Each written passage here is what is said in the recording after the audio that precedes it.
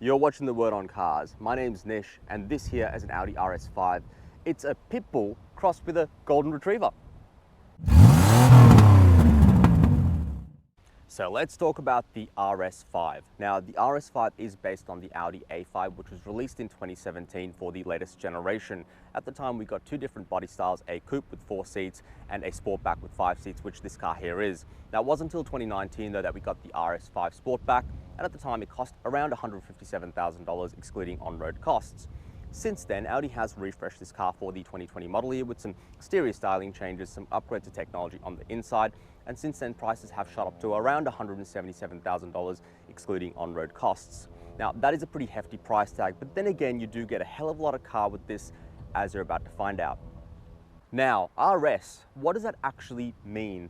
RS stands for Rennsport, which translates directly to Racing Sport, which is a very fitting badge for this car. This thing has a 2.9-litre twin-turbo V6, which cranks out 331 kilowatts of power and 600 Newton-meters of torque. It puts all of that power down to the ground through Audi's all-wheel drive quattro system, and that's good enough to get this thing from 0 to 100 in 3.9 seconds. That is ridiculous. That is blistering fast for a 4-door, 5-seat sedan, essentially. Now, unfortunately, the future of the RS5 is a little uncertain at the moment. We don't necessarily know if Audi will be producing these things next year.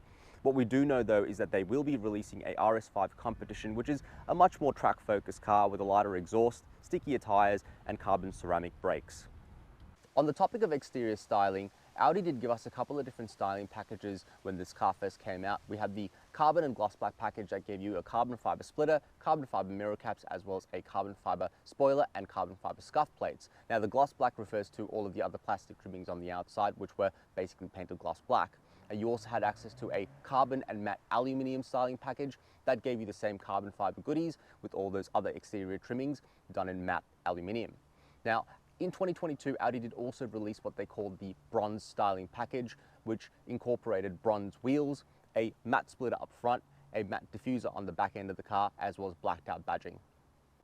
In terms of front end styling of the Audi RS5, and as I mentioned before, Audi designers have done a really good job in terms of giving this car a real aggressive and menacing look while keeping it subdued. And they've done that thanks to the introduction of a fair bit of gloss black up front here. Now, first and foremost, we have this large prominent Audi grille that looks brilliant. You have a forward-facing camera integrated into it, as well as an Audi RS5 badge, just to let people know you bought something a little bit more special.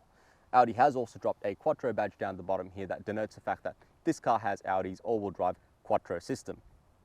In terms of bumper bar, it is different to what you find on the A5. It is a lot sharper, a lot sportier. You do have built-in air intakes and air vents down the bottom on trim pieces on either side, as well as next to the headlamps. You do also have this integrated splitter that's finished off in gloss black. Features-wise, you do get parking sensors up front, as well as headlamp washers. And on the topic of headlamps, this car doesn't have the optional matrix headlamps, but design-wise they look exactly the same. This car does have integrated daytime running lights that certainly add to the overall menacing look of the RS5. Moving on to the side of the RS5. Now, I think the RS5 has a beautiful silhouette, thanks to the design of the A5 Sportback. Now, being an RS car though, Audi certainly hasn't stopped at that with this. They've given the RS5 wider front and rear fenders, which give this car a real muscular look. They've also added these crease lines over the front and rear fenders, as well as a really high belt line that runs the full length of the side of the car that emphasize the width of this car, but also give it a bit of a low slung look. In terms of other lines, we do have these crease lines down the bottom of the doors as well that certainly add to the sportiness of the RS5. We also have integrated side skirts on either side of this car that are finished off in gloss black. We also have gloss black mirror caps that have integrated indicators, as well as blind spot monitoring on the other side. Now, from a wheels perspective, this car does have 20-inch wheels on all 4 corners. At the time when this car came out, Audi offered 3 different designs, all which were 20 inches in size. Keep in mind though, this particular car does have the optional bronze styling package wheels, which have been purchased and put on this car in the aftermarket. Now, from a brakes perspective, this car got 6-piston calipers up front and single-piston calipers on the back to tame the beast. Last thing to mention is that Audi thought it'd be worthwhile putting these RS5 badges on the front fenders, just in case someone pulled up next to you so they knew not to try. In terms of rear end styling of the RS5, it is fairly restrained back here, which, to be honest with you, isn't really much of a surprise. It is, after all, an Audi and they're all about simplicity. I do quite like the back end of this car though. Having said that, I do find it to be quite attractive. Now there are a couple of sporty touches back here as well that should be mentioned. We do have this beautiful gloss black diffuser, which has a couple of vents integrated on either side. Now the vents themselves are fake, but nevertheless, it does still look pretty good. On the topic of fake vents, we do get a couple of those on either side of the tail lamp bezels. Now, they certainly work well with those widened rear arches to emphasize the width of this car even more from the rear, which I quite like. We also get this gloss black ducktail spoiler up top here, and aside from the obvious RS5 badge, there isn't really much more to mention back here. We do, from a features perspective, get these beautiful tail lamp bezels with integrated daytime running lights. We also have a rear-facing camera. Now, the camera itself works brilliantly. You do have the option of quite a few different views to choose from, as well as a bird's eye view. We also have integrated parking sensors on the back of this car, just like the front. Now, the sensors themselves will give you an audible warning when you put the car into reverse. Last thing to mention back here, from an exhaust perspective, the standard exhaust on the RS5 was fairly lackluster, to be honest with you. It didn't really do this car much justice. So much so that the owner of this particular car has installed an aftermarket Remus exhaust system. Have a listen.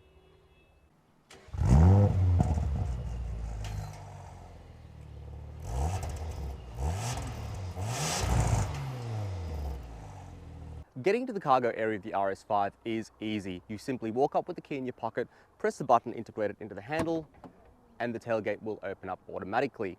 Once you're back here, you find a rather spacious cargo area with 480 litres of space with the seats up and a massive 1300 litres with the seats folded flat, which is pretty close to the A4 wagon, or Avant as Audi likes to call it, which gives you 505 litres with the seats up and 1510 litres with the seats down, which is very impressive if you ask me, given this is essentially a sedan. Now, the seats themselves are a 40-20-40 configuration with a handy centre pass-through for longer items like skis, and both outboard seats can be dropped independently for more space.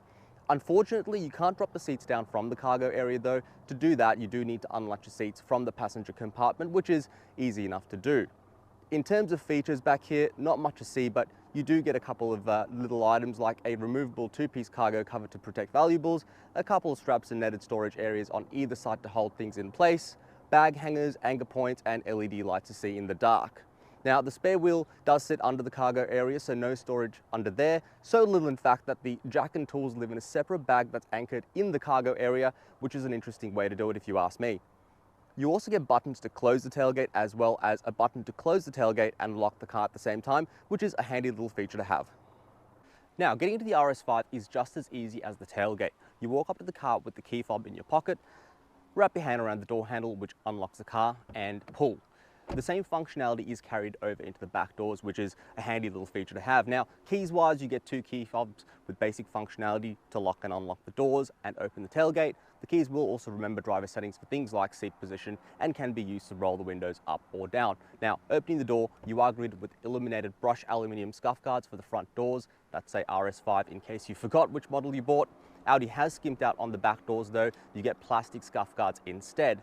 You do also get Audi puddle lamps that project onto the ground at night, which is a nice little touch. The door itself opens up to give you ample room to get in and out. No grab handles up front though. You'll have to lift your butt out of these seats yourself.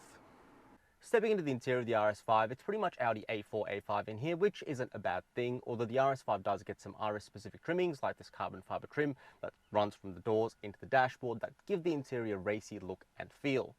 This particular car also has the RS design package, which gives you a suede look steering wheel, gear lever and inserts in the doors, RS floor mats and leather trim fittings like the door handles and armrests. Seats wise, this RS5 has the optional Milano leather sports seats with embossed RS logos in the seat backs, quilting and red stitching that look fantastic. Now, the seats in the RS5 are electric with memory settings and massage for the driver. The massage function is very basic though, one setting is all you really get. In terms of space and ergonomics in here, I'm 5'9" and I have plenty of headroom and everything is within reach, although the drive mode selector, which I would think is the most important button in an RS car, is closer to the passenger than the driver, but I'm nitpicking here.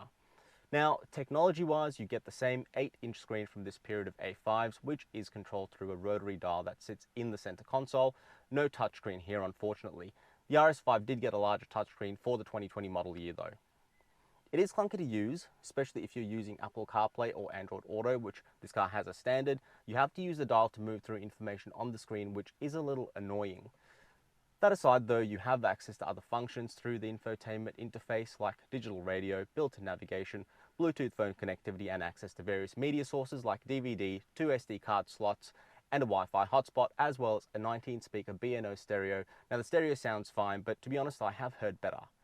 Then we have the instrument cluster in this car, which is Audi's virtual cockpit, a full color screen that sits in front of the driver. The screen in the RS5 is different to the virtual cockpit found in the A5. The RS cars get a more race-inspired screen with the tack front and center, with torque, power, and boost gauges. The screen is also configurable with multiple views and access and control over audio, phone, and navigation through steering wheel controls, as well as trip and driver assistance information. Driver assistance-wise, the RS comes standard with adaptive cruise control, active lane keeping, traffic jam assist, parking aid which will find a parking spot and park the car for you, pre-sense, side assist to tell you when there's a car coming so you don't get collected as you step out, and a heads-up display. The heads-up display shows speed, traffic sign information, navigation, and driver assistance information, and works quite well. You also get the same tri-zone climate control system from the A5 with touch buttons that bring up additional information as you slide your finger over them, as well as heated front seats. Ventilated seats are an option. The RS5 also has automatic headlights with automatic high beam, rain sensing wipers, and auto hold, which will hold the car at a traffic light until you're ready to start moving. You also get a sunroof as standard, but there is an option to delete it if you prefer to cut out some weight. Storage in here is the same as you would find in the A4, A5. You have 2 cup holders in the center console, the spot for your key, bottle holders in the front doors, a storage compartment in the driver's footwell for the owner's manual, storage under the adjustable armrest, including a wireless phone charger, and a decent sized glove box with access to the DVD player, SD, and SIM card slots as well. You also get a USB-A charger in the center console and under the armrest, as well as an input for audio. Now, let's jump into the back and see what's going on back there. Jumping into the back of the RS5 Sportback, the same RS finishes have been carried into the rear. You have the quilted Milano leather seats, suede look inserts in the doors, and leather trim door handles and armrests that are part of the RS design package, as well as carbon fiber trim on the doors. The seats are good for 3 passengers with ISOFIX points on the outboard seats and top tether mounts across all seats for a baby seat. There's also ample space in here with decent headroom, knee room, and space to tuck your feet under the front seats, although don't expect to be able to stretch out back here, it ain't happening. Now, 3 adults in the back though would be a tight squeeze, and thanks to the large drive shaft hump on the floor, which is common in the A4, A5 models from this generation, the passenger in the middle will have to rob floor space from the other 2 passengers for their feet. If you're popping kids back here though, there's definitely plenty of space. There are also dedicated air vents and climate controls for the rear passengers, basic though with 2 buttons to adjust the temperature, but you do get a dedicated temperature display. We also have 2 USB-A chargers in the console, netting on the front seat to throw whatever you want in there, bottle holders in both doors, as well as a little storage space behind these, cup holders hidden in the center armrest, the same as you would find in the A4, A5, and a storage compartment that's good for a phone, tablet, or book. So, now that we've covered off the interior, let's jump into the driver's seat and see what she can do. So, driving the RS5 Sportback. Now, at the start of this video, I mentioned that this car is a bit like a cross between a pit bull and a golden retriever, and I stand by that. That's exactly what this car is. It has 2 different personalities. Stick it in comfort and you get this lovable, family-friendly sedan.